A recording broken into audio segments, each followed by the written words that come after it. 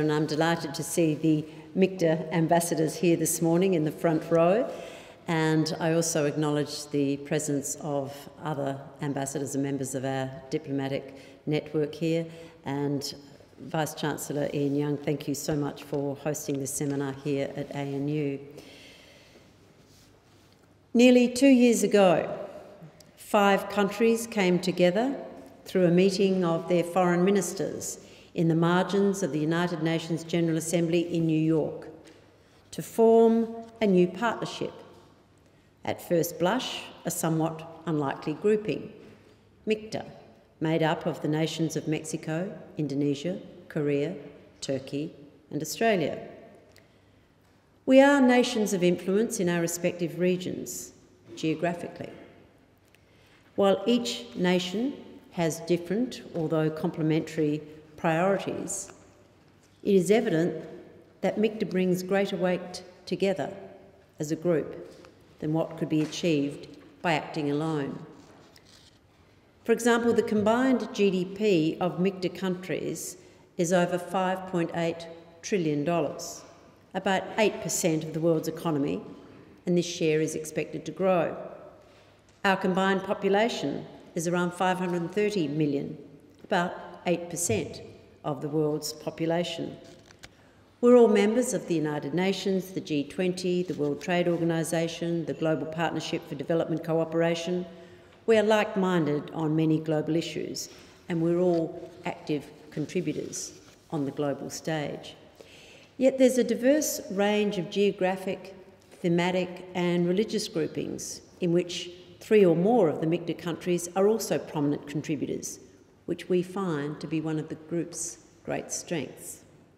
For Australia, MIKTA marks a significant addition to the type and composition of international partnerships we've traditionally prioritised. The complexities of the modern world demand Australia develop new and innovative ways of pursuing our interests. Countries now have to give priority to solving issues that transcend borders and regions, and we must work with others who share similar foreign policy priorities. This is why Australia is part of MIKTA, a new partnership that has potential to be a significant and positive force for good. MIKTA members are marked by our diversity, but we share characteristics that make us practical partners. We have a common interest in promoting an open, free, rules-based international order. We are all democracies. We believe in open trade and economic development.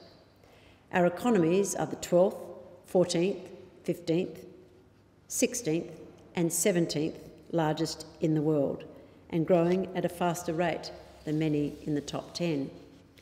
Goldman Sachs has predicted that Mexico may well become the 5th largest economy by 2050. PwC assesses that on current growth rates, Indonesia will be the 7th largest economy by 2030 and 4th by 2050. Turkey is also likely to be in the top 10. Australia and Korea aspire to be so.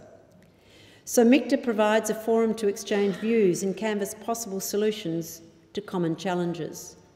It's a forum that hopes to shape international opinion in ways that benefit us all.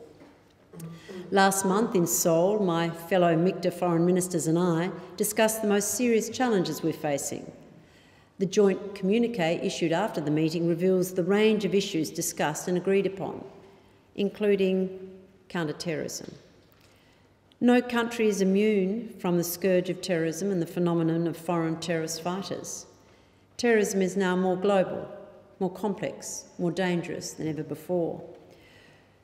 Fuelled by hate, the terrorist organisations such as Daesh are attracting thousands of citizens from across the globe to join these murderous causes.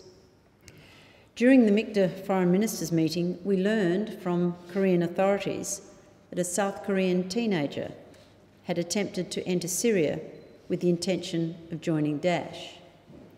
We shared experiences, ideas and information. I detailed how Australia faces this same real threat.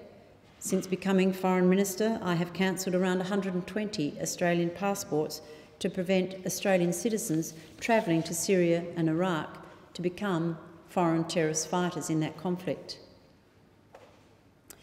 Our joint communique explicitly expressed our agreement to stand together against the common threat of terrorism and recognise the importance of governments and communities strengthening social cohesion to meet the challenge of violent extremism.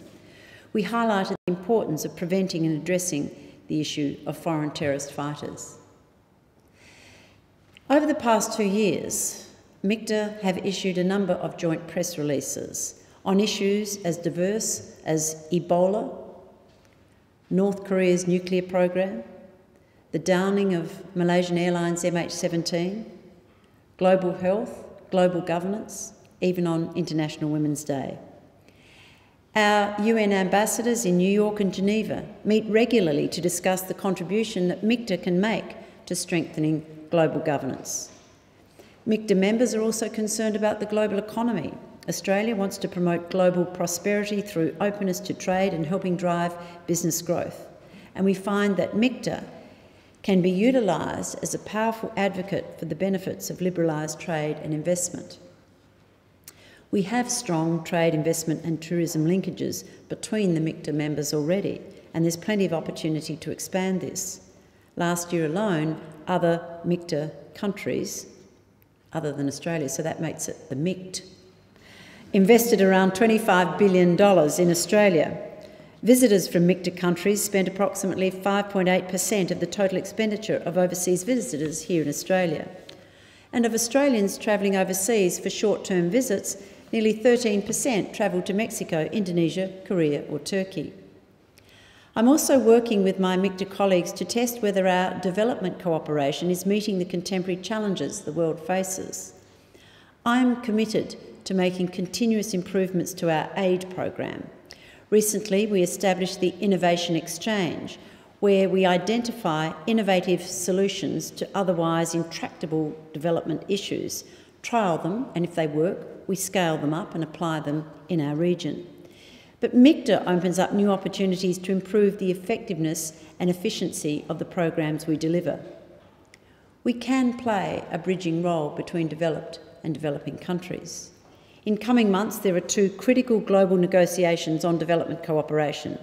In Ethiopia, in July, countries will come together to discuss ways to finance how the world tackles poverty. In New York in September, the nations of the world will seek to agree on the successors to the Millennium Development Goals. These are big issues for Australia, and we, along with other MIKTA members, have been a vocal contributor to these discussions. Our participation in these meetings provides an opportunity to combine our voices and support the issues and the international institutions which promote our interests and values. The value of MIKTA as a forum is reflected by how often the foreign ministers meet. 3 times a year on the margins of the UN General Assembly Leaders Week, on the margins of the G20, and a specially convened MIKTA Foreign Ministers meeting.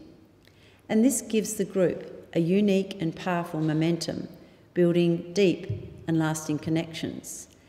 And I have appreciated the opportunity to get to know my foreign minister counterparts from Mexico, Indonesia, Korea and Turkey. A very unique opportunity that is difficult to share with others. This September, Korea will hand over to Australia the position of coordinator of MIKTA. And I take this opportunity to thank Korea, particularly Foreign Minister Byung-se, for all that they've done to enhance MIKTA's capacity and influence. Australia will focus on establishing practical ways of working together to achieve tangible outcomes. And I look forward to hosting my fellow MIKTA foreign ministers in Australia next year. Mexico and Seoul have set a very high standard, so I intend to take the opportunity to showcase to the delegates the best of Australia's world-leading achievements in innovation, science, technology, culture, education, fashion, sport. Already MIKTA members have come up with creative ways to build greater people-to-people links between our countries. We are exchanging diplomats. We are engaging in each other's graduate diploma courses in our respective departments of Foreign Affairs and Trade. We're exchanging academics, students, journalists, so that we can understand each other better and the challenges we face. And I extend a special welcome this morning to the journalists who have travelled from Seoul, Jakarta, Ankara and Mexico City. I encourage other academics and students in Australia and other MIKTA countries to continue to consider the challenges and the opportunities and areas of common interest for MIKTA countries. I particularly want to thank the Australian National University and Professor Michael Wesley for agreeing to lead the MIKTA academic work here at the Coral Bell School of Asia-Pacific Affairs. As MIKTA continues to strengthen, I expect we will find many more opportunities to cooperate, many more opportunities to have our voice heard jointly on issues of concern. Speaking alone, our voices will rarely be as strong as when we speak together. Together, our diversity creates a unique voice that can and will be a powerful advocate for global peace and prosperity. After a modest beginning, with modest aspirations, we have found that there is so much that we can achieve together. And I firmly believe that MIKTA will be a blueprint for others who see a partnership of like-minded but diverse countries as a positive contribution to make to global peace and security. Thank you.